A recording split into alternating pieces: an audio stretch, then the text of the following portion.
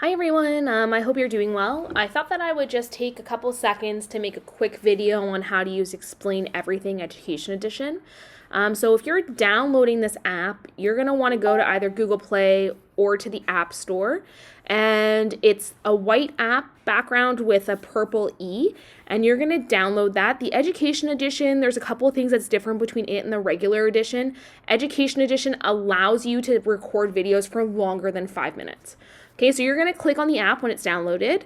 Once you're in there, there's a lot of things that you can do. So once you're in here, you might be prompted to add your school board email. Please do that. That links this to your Google Drive and to your Google Classroom if you want to do that.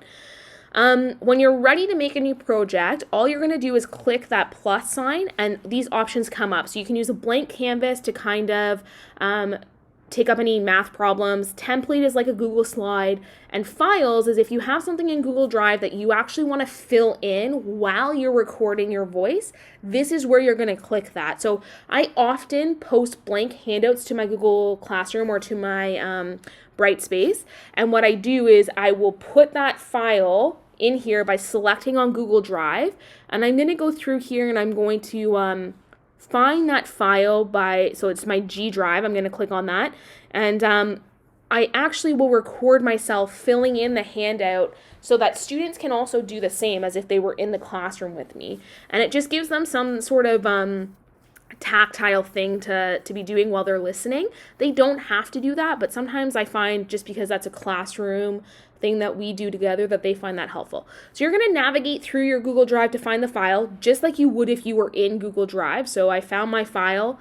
I'm going to click on it. So we're going to be learning about like terms today, and I'm going to click import, which is in the top right hand corner. You can click through this list here that's above insert so that you can try to find a setting that works best for you. I like it when they are vertically slided. Instead of having two pages that I have to flip between, it's all going to be in one vertical slide. And I like that the pages are locked because it means that nothing is going to get all whammed out. So here it is. I have some writing on here. That's okay. I've used this before, so I can cover that up. You have a toolbar on the left-hand side. That's going to be all of the awesome things that you can use. If you're trying to manipulate the document in any way, so you're trying to zoom in and out, you want to make sure that you're on that pointer slide, which is that purple slide right there, which is what's selected here. But like I said, so there's lots of different tools here. I'm going to talk about the ones that I use the most, but please feel free to kind of click around and use them. So the purple finger means that you can actually manipulate the handout that's in front of you. Nothing is recording right now. In order for that to happen, I need to actually click record, which is in the bottom middle. You want to make sure that you're snapping to objects. What that means is that if you're zooming in and out, it's actually going to snap to that frame instead of it being kind of tilted. So it's going to make sure that it's centered. So like I said, you can just go through and click through here. The next one down is the pen. You can have a pen or a pencil or a ruler. You can change the thickness of what you're using. You can have a highlighter, eraser, background. You can change all of that stuff. Add text box in if you want to. All of these kind of amazing tools. The one that I use probably the most, though, is this second from the bottom, which is the pointer. And so that allows me to just kind of draw attention to things. I use that probably a lot in science because I'm not always writing questions out.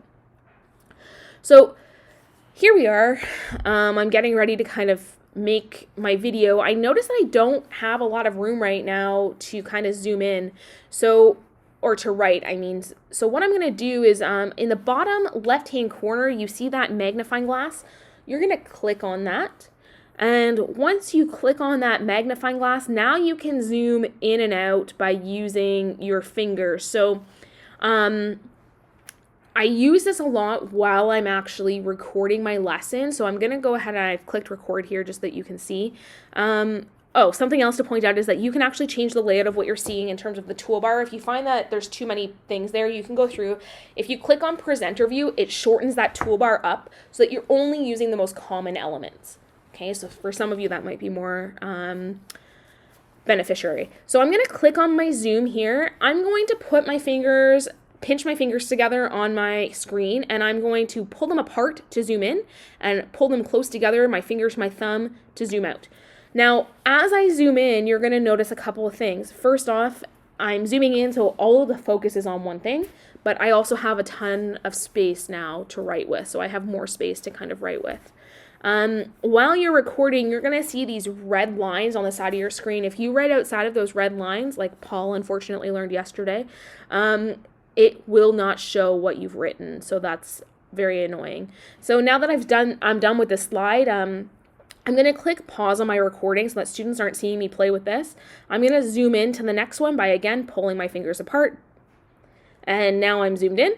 And I'm going to click resume so that my video is, so that play button, so that my video is now recording again. And then we talk about this. Okay, and I might do some more writing or talking because, like I said, I like to be the front and center of the show. And so now that this is done, I'm getting ready to export my very awesome video that was all of 1 second long. I might play around with some of the buttons. I might have to erase some stuff, highlight stuff, draw some attention. Maybe I want to make my highlighter a bit thicker. That's cool. So these are all basically the things that you use while you're making the video, and this is basically how you use Explain Everything, except for the last step. So the very last step here is going to be exporting this video, sharing that video. So if you look at the top right-hand corner, you see this purple box, and it has a square and an arrow. You're going to click on that, and you want to export this as a video, because if you don't, your students will not be able to hear your voice while you are playing this. So export this as a video. All of these options come up with how you can export this. So I can share this with people I've just talked to. You notice my mom is #1 on my list. That's her jumping out of an airplane because she's super cool. If I scroll right on that list that's underneath my contacts, all of these other options come up, these apps. So I can actually export this directly to Google Classroom just by clicking on that. Okay, so I can click on that. If I wanted to, I could click on YouTube, export this to my YouTube account. We all have YouTube accounts through our school email, so that's all set up for us. Sometimes that's beneficial because you might want to create a cache of videos if you ever want to use these again in the future. Sorry, so my mom's account's coming up just because I was fooling around with her, helping her to make a Google Classroom and seeing how that works. So we'll just use my mom's account just for now so I don't have to log out.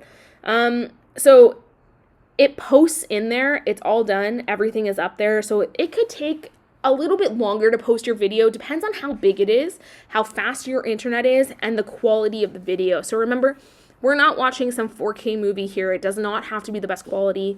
Students will still be able to hear your voice. Everything still works the same. So that's how you export the video. That's a super important part. It will let you know when it's done. In the meantime, you might want to change the name of your video. If you want to do that, you just click on the top. You can go back and look at all of the recent projects that you've had. One thing that I didn't really talk about that you really do want to make sure that you do is if you see those 3 dots in the upper right-hand corner, you want to click on those very quickly. So let's just talk about that super quick. Click on those and hit Settings. In our settings, if you're noticing, if you have this app and you were trying to share that video and those options didn't come up, there's a couple things you need to do. So the first thing you're going to do is scroll down. Just make sure on some different versions, this is in different places, but I actually think instead of scrolling down, you want to go over to integrations. You want to make sure that your Google Drive, your G Drive, and YouTube are toggled on. So that means that this app can post things to your Google Drive when you tell it to. If that's not toggled on, this will not be an option. As soon as you toggle it on and off, it will give you the option to log into your school email account. So you do that, now you've given it permission, and everything should be working. So again, this was just a very quick video to kind of help you guys out. If you have any questions, please just make sure that you send me an email. I'm happy to help.